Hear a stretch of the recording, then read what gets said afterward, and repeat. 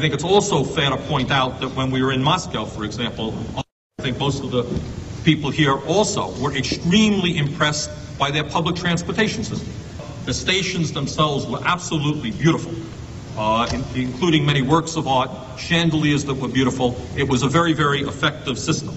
Also, I was impressed by the youth programs that they have, their palaces of culture for the young people, a whole variety of programs for young people, and cultural programs which go far beyond what we do in this country.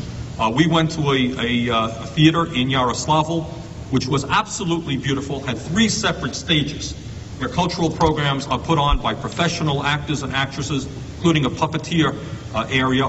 And the cost, the highest price of a ticket that you can get, was the equivalent of $1.50. I'm Jane Sanders, Director of the Youth Office. And as Jim said, we're echoing each other. The city was beautiful. We were astounded with the openness, the optimism, the enthusiasm in the nation. We had, I think the things that struck me the most were the way that they dealt with children and with the cultural life of their community.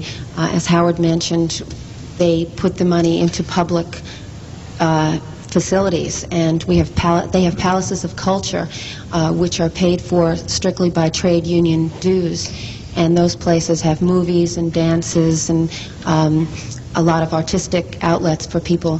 For instance, they might become members of an orchestra and study to play an instrument and perform. And when they go off on performances, it's seen not as something that they are doing on their own and they need to take vacation time from work, but it's seen as providing, contributing to the community life. So that becomes part of their work. The thing that struck me is instead of compartmentalizing their lives into a job and hobbies, it's all interrelated, and it's all under the banner of community involvement.